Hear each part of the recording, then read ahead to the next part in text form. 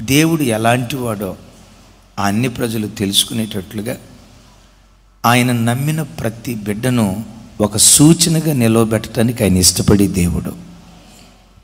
నీ దేవుడు ఎవరో ఎరుగునట్లు, నీ దేవుడు ఎలాంటి వాడో ఎరుగునట్లు, నీ దేవుడు ఎలాంటి భీకర కార్యాలు జరిగించగలడో నీవెరగటమే కాదు, అన్ని ప్రజలు ఎలుగునట్లు ఆయన ఎంత శౌర్యము కలిగిన రాజో, ఆయన శౌర శౌర్య కార్యాలు నీవెరగటం కాదు, అన్ని ప్రజలు ఎలుగునట్లు ఆ ప్రజల మధ్యలో ఆయన నమ్మిన ఆయన పిల్లలను, ప్రత్యేకంగా ఈ ఆరాధనకు వచ్చిన ప్రతి కుటుంబాన్ని ఒక సూచనగా దేవుడు నిలవబెట్టునుగాక. యేసు ప్రభు నమ్ముకున్న ఆయన పిల్లలుగా మన జీవితంలో మన ఇంట్లో ఏదైనా చిన్న కష్టం వచ్చింది అనుకోండి, ఎవరైనా అనారోగ్యంతో ఉన్నారనుకోండి, ఈ చుట్టుపక్కల ఉన్న కొంతమంది అన్ని ప్రజలు ఏం చేస్తారో తెలుసా? మీరు దేవుణ్ణి నమ్ముకున్న వాళ్ళు కదమ్మా, ఏంటి ఈ మధ్య మీ ఇంట్లో ఎక్కువగా రోగాలు వస్తున్నాయే, మీరు దేవుణ్ణి నమ్ముకున్న వాళ్ళు కదమ్మా, మీ ఇంట్లో ఇట్లా జరిగింది ఏంటి? అది సానుభూతి అని చెప్పాలో, సానుభూతి అనే ముసుగులో కత్తితో పొడుస్తున్నారు, దేవుడికే తెలియాల. ఇట్లా చాలాసార్లు యేసయ్య పిల్లలుగా అన్ని ప్రజలు మన జీవితాల్లో తొంగి చూసి, లోకంలో బ్రతుకుతున్నాం కాబట్టి లోకస్తులు కలిగినట్లుగానే కొన్ని శ్రమలు మన బ్రతుకులు మనకు ఎదురవుతాయి. నీ జీవితంలో ఎదురయ్యే ప్రతి శ్రమ కొంతమంది భక్తిహీనపు అన్ని ప్రజలకు అది ఒక పండగలాగా ఉంటుంది. నీ కుమార్తె పెళ్లి చేయాలని నువ్వు ఆశపడుతున్నావు, ఎందుకో కాస్త ఆలస్యం అయింది. మనం ఆరాధించే దేవుడు ఎవరు? ఆలస్యం వెనుక ఒక అద్భుతాన్ని దాచిపెడతాడు. Praise the lord. ఏదైనా ఒక విషయం నిమిత్తమైన ఆయన ఆలస్యం చేశాడంటే ఒక శ్రేష్టమైన దాన్ని దేవుడు మనకి ఉద్దేశించాడు. అది నీకు తెలుసు, నాకు తెలుసు, యేసయ్యను ఎరిగిన ప్రతి వాడికి తెలుసు. తెలుసా తెలీదా? ఇప్పుడు ఈ అన్ని ప్రజలు ఏమంటారు తెలుసా? అమ్మా, అమ్మాయి వయసు 30 వచ్చింది, ఏదో అమ్మా నాన్నకు తెలియనట్టు. ఎప్పుడు పెళ్లి చేస్తారమ్మా? ఇక ఎట్లా ఉంటే ఇట్లాగే ఉంటుందమ్మా. అయినా మీ దేవుడు అద్భుతం చేసేవాడు అంటున్నారు కదా, మరి మీ అమ్మాయి జీవితంలో అద్భుతం జరగలేదేంటి? మీ కూతురు జీవితంలో అద్భుతం జరగలేదేంటి? మీ భర్త జీవితంలో అద్భుతం జరగలేదేంటి అని నీ కుటుంబంలో జరుగుతున్న కొన్ని శోధనలు అన్ని ప్రజలు పండగలాగా దాన్ని వాడుకోవాలనుకుంటారు. తద్వారా దేవుని నామాన్ని దూషించటానికి మర్మయుక్తంగా వాళ్ళు పనిచేస్తారు. నీవు ఆరాధించే నీ దేవుడు ఎవరో తెలుసా? అన్య ప్రజల మధ్యలో మహోన్నతుడిని పిలువబడటానికి ఇష్టపడే దేవుడు ఆయన.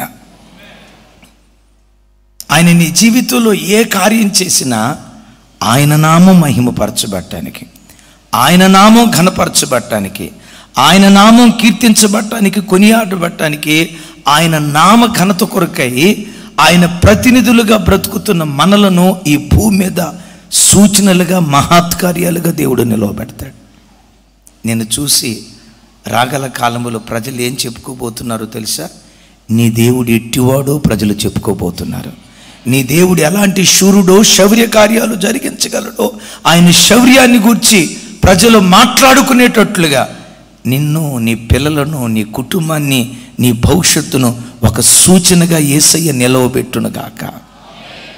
చెరపట్టబడిన దాసుడిగా, దాసుడు అనే కంటే కూడా బానిసగా వచ్చాడు దానియేలు. దాసుడు తాను చెరపట్టి దాసులుగా తీసుకొచ్చిన అనేక మంది బానిస పిల్లల్లో మగపిల్లలను నెబుకద్నెజరు రాజు నపుంసకులుగా మార్చేశాడు. ఇంకా మీకు పచ్చిగా అర్థం కావాలంటే వాళ్ళలో ఉన్న మగతనాన్ని తీసేసి నపుంసకులుగా మార్చేశాడు. అంటే ఎంత క్రూరమైన హింస యోధాజాతి యవన పిల్లల మీద నెబుకద్నెజరు ప్రదర్శించాడో చూడు. బానిసలుగా దేశానికి తీసుకొచ్చాడు, అంతటితో ఆగిపోకుండా వాళ్ళలో ఉన్న పురుషత్వాన్ని తొలగించి నపుంసకులుగా మార్చాడు. నపుంసకులుగా మార్చాడు అని అంటే ఇక వాళ్ళ స్థితిగతులు ఎంత దారుణంగా, ఎంత నీచాతినీచంగా ఉండి ఉంటాయో చూడండి. ఆ తర్వాత దర్యావేషు ప్రభుత్వ కాలం వచ్చింది. ఈ చిత్రం ఏంటో తెలుసా? నెబుకద్నెజరు ప్రభుత్వ కాలంలో షడ్రక్, మెషక్, అబేద్నెగోల ఎదుట నెబుకద్నెజరు సాగిలపడి, దానియేలు సాగిలపడి, వీరి దేవుడు పూజార్హుడైనటువంటి దేవుడు, వీరి దేవుడు యుగయుగాలు ఉండే దేవుడు, ఆయన సింహాసనము తరతరములుండునుగాక అని ఒక అన్యరాజు వీరి దేవుడే జీవము గల దేవుడు అంటాడు. వీరి దేవుడు పూజార్హుడైన దేవుడు. ఏ దేవుడట అంటే దాని అర్థం పూజకు అర్హుడు, ఆరాధనకు యోగ్యుడని నెబుకద్నెజరు రాజు ఎవరి చేతులకు సంఖ్యలు వేశాడో, ఎవరిని బానిసలుగా తీసుకొచ్చాడో ఆ బానిస పిల్లల ఎదుటే సాష్టాంగపడి వాళ్ళను పూజ చేయటం ప్రారంభించాడు. దేవుణ్ణి అడుగుదాం, దేవా ఎందుకు ఈ పని చేసావయ్యా? శ్రమలకు అప్పగించినట్టే అప్పగించాడు, కానీ శత్రుదేశానికి దాసులుగా పంపించినట్టుగానే పంపించాడు, కానీ శత్రుదేశములో కూడా ఆయన పరాక్రమాన్ని కనపరిచాడు. ఈ వాక్యం వింటున్న బిడ్డలారా, నీ జీవితంలో కూడా కొన్నిసార్లు శ్రమలనే శత్రువులకు దేవుడు అప్పగి ఆయా భాషలో మాట్లాడు వారికి ఇలాగూ వ్రాయించెను, మీకు క్షేమాభివృద్ధి కలుగునుగాక, నా సముఖమున నియమించినదేమనగా నా రాజ్యములలోని సకల ప్రభుత్వముల యందుండు నివాసులు దానియేలు యొక్క దేవునికి భయపడుచు. ఎవరి దేవుడు అంట? అక్కడ అబ్రహాము దేవుడయ్యాడు, ఆ తర్వాత ఇస్సాకు దేవుడయ్యాడు, ఆ తర్వాత యాకోబు దేవుడయ్యాడు, ఆ తర్వాత ఇశ్రాయేలు దేవుడయ్యాడు. ఇక్కడికి వచ్చేసరికి ఆయన ఏవై ఉన్నాడో తెలుసా? దానియేలు దేవుడై ఉన్నాడు. బిడ్లారా, మీరు ఎక్కడ ఉద్యోగం చేస్తున్నారో ఆ ప్రాంతంలో ప్రజలు ఏమన్నాలో తెలుసా? ఈ జ్యోత్స్న ఆరాధించే దేవుడు పరాక్రమవంతుడయ్యా, ఈ రమేష్ ఆరాధించే దేవుడు, గమనించండి, ఈ రమేష్ ఆరాధించే దేవుడు, ఈ రవి ఆరాధించే దేవుడు, ఈ సునీల్ ఆరాధించే దేవుడు, ఆ జాషువా ఆరాధించే దేవుడు, ఆ భాస్కర్ గారు ఆరాధించే దేవుడు, ఆయన మహోన్నతుడైన దేవుడు అయ్యాని నీ దేవుని పిలిచేటప్పుడు నీ పేరు పెట్టి ఆ దేవుని పిలిచే స్థాయికి మనం ఎదగాలి. అసలు దర్యావేషు రాజు అంటున్న మాట ఏంటంటే దానియేలు దేవుడు.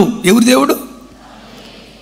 ఇందాక పాడారు కదా, అబ్రహాము దేవుడవు, పాడండి, ఇస్సాకు దేవుడవు. ఇప్పుడు యాకోబు కాడ దానియేలు పెట్టండి, అబ్రహాము.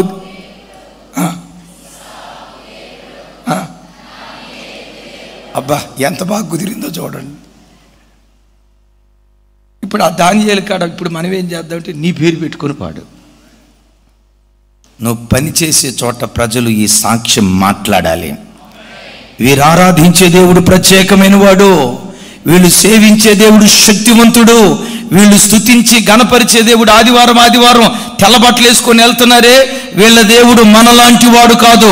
వీళ్ళు ఆరాధించే దేవుడు శౌర్య కార్యాలు జరిగించగలిగిన వాడు, శౌర్యమైన కార్యాలు జరిగించగలిగిన వాడు. ఆయనకు అసాధ్యమైనది ఏదీ లేదు. Praise the lord.